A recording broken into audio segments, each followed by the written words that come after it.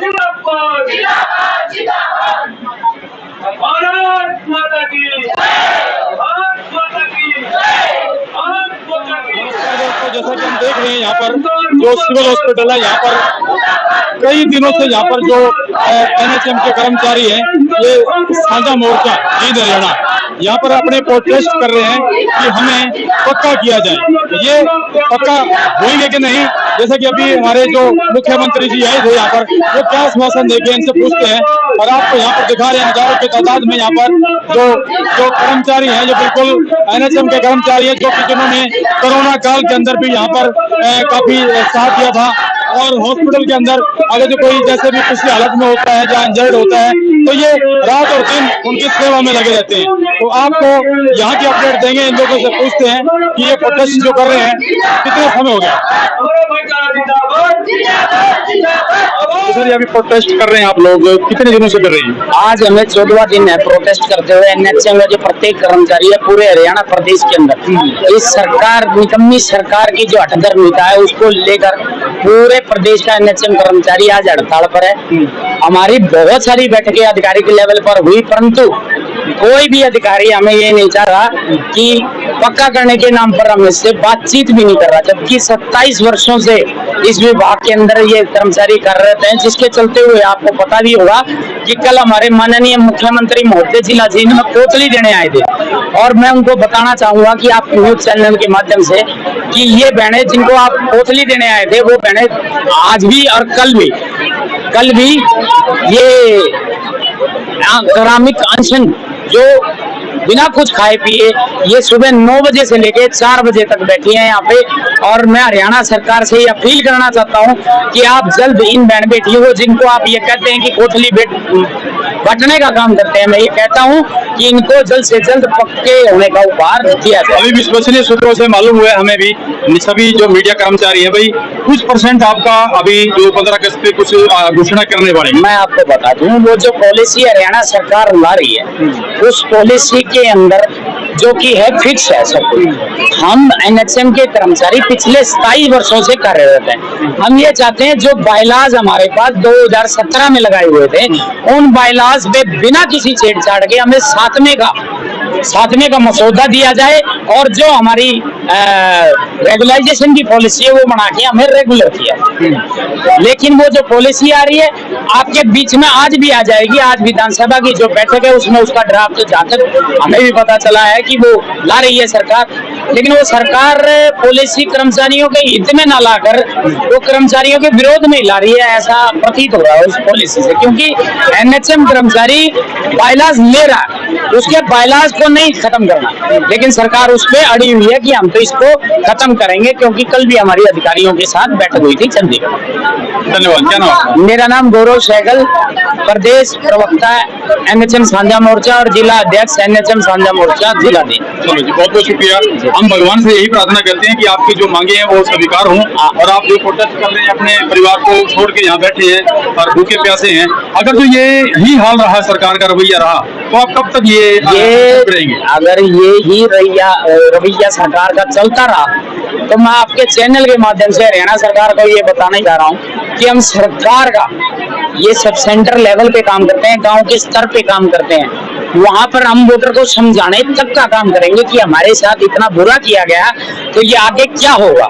तो मैं इस प्रकार से आपको बताना चाहता। हाँ, एक बात और है, स्वाभाविक बात है कि अगर इनके साथ अच्छा होता है तो सरकार अच्छा भी करेगा, हम अच्छा भी करेंगे, लेकिन अगर बुरा होगा तो उसके लिए सरकार को तैयार रहना चाहिए और हम चाहते हैं कि सरकार यही रहे तो बहुत अच्छा।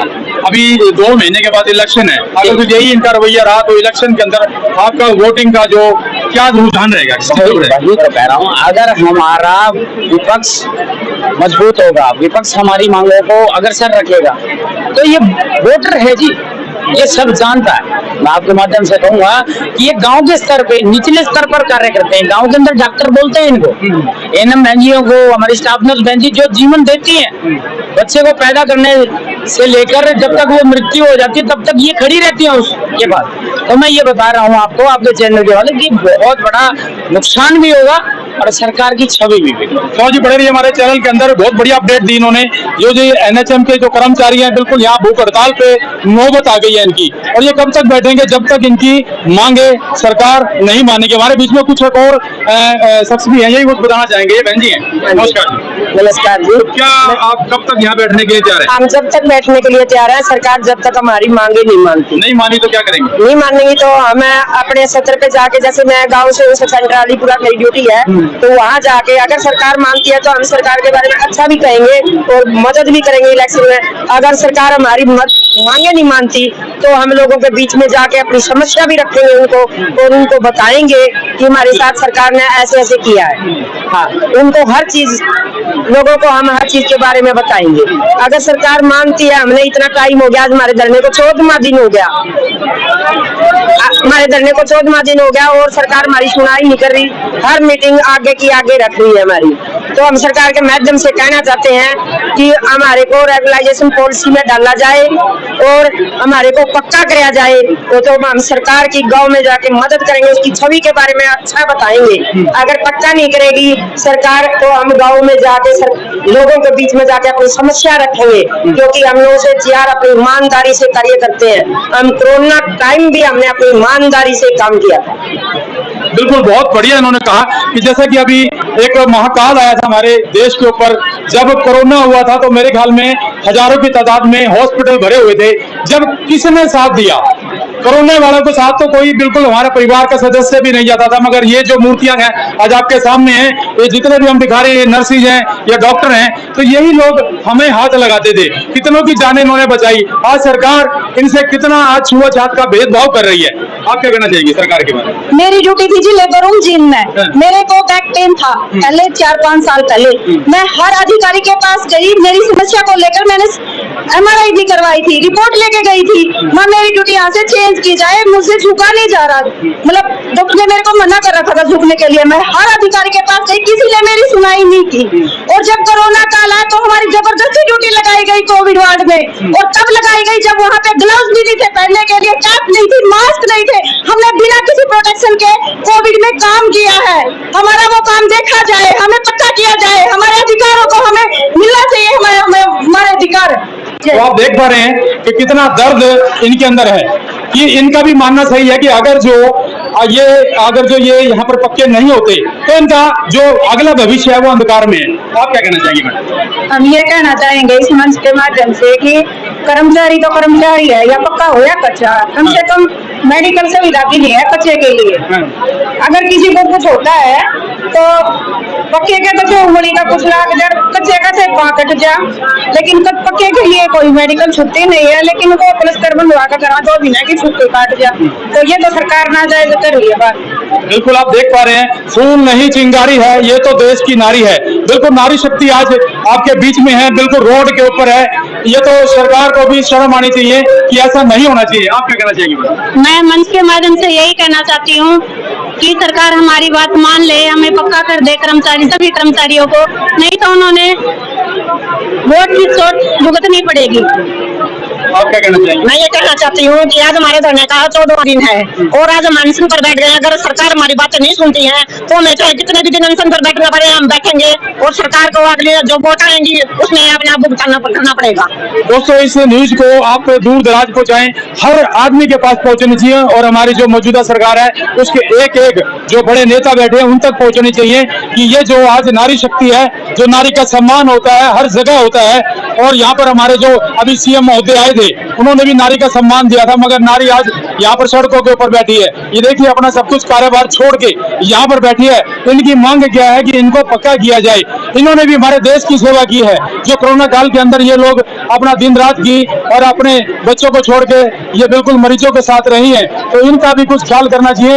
इनकी छोटी सी मांग है वो इनको पूरी करनी चाहिए। हम तो न्यूज के माध्यम से यही कहेंगे जो इनकी अपडेट है, जैसा कि ये बता रहे हैं। सर, आप क्या कहना चाहेंगे? हम सरकार से यही गुजारिश करते हैं कि हमको आज हमारा 14वां दिन है धरने का, जल्दी से जल्दी हमारी बात सुने, हमको पक्का करें।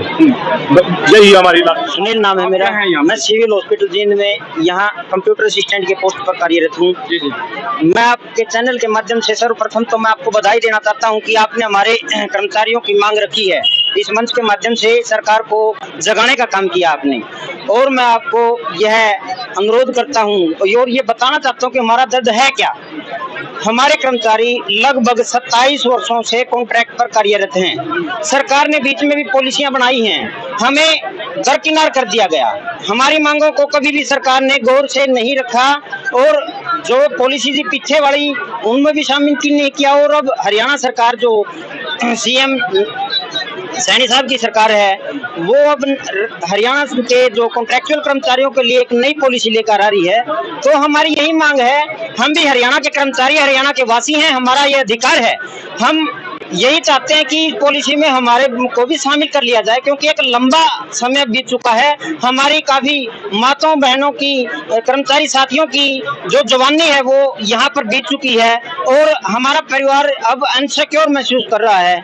हमारे कुछ 10 कर्मचारी साथी हैं जो आए और रिटायर भी हो चुके हैं, उनको मतलब नई सरकार की तरफ से कुछ मदद मिली है और अभी भविष्य में, निकट भविष्य में भी हमारे 4 कर्मचारी रिटायर होने वाले हैं। जैसे आए हैं कर्मचारी ने, जैसे एक मजदूर की तरह व्यवहार हो रहा हमारे साथ। आए, हमने दिहाड़ी की, दिहाड़ी के बाद अपना मेहनताना लेकर चले गए। तो उसके बाद एक रेगुलर कर्मचारी है, उसको रिटायर होने के बाद जो सरकार एक सम्मानजनक राशि प्रदान करती है, हमें उसका तो 1/4 तो दूर की बात 10% भी नहीं मिल रहा। तो मैं यही गुजारिश करता हूं, सरकार अब भी समय है, समय रहते होश में आए और हमारे मन आपके माध्यम से यही बात रखना चाहता हूँ कि हमारे कर्मचारियों का जो दर्द है वो देखे और हमारी मांगों को सहानुभूतिपूर्वक उपचार करते हुए। धन्यवाद। तो ये कच्चे कर्मचारी जो आप हैं, इस टाइम आपके साथ पक्के कर्मचारी भी साथ में बैठे हैं क्या? वो कितना आपका साथ दे रहे हैं? वो हमारा क्या नाम है, सहानुभूतिक तौर पर हमारे साथ खड़े हैं। जब भी हम पर कोई बड़ी विपत्ति आएगी या किसी तरह का टर्मिनेशन वगैरह कोई आना है तो हमारे साथ कंधे से कंधा मिलाने के लिए वो तैयार हैं, वो तत्पर हैं। हमारे साथ कोई भी सरकार अधर्मिता निभाती है या हम पर कोई कनेक्शन लेते हैं तो हमारे साथ खड़े हैं। तो सरकार ये मत समझे कि हम अकेले खड़े हैं, हमारे साथ पूरा स्वास्थ्य विभाग पूरा साथ खड़े हैं। बहुत बहुत शुक्रिया। ये बिल्कुल आप दिखा रहे हैं यहाँ की न्यूज, और ये बिल्कुल आपका जो सिविल हॉस्पिटल यहाँ की न्यूज दिखाई हमने।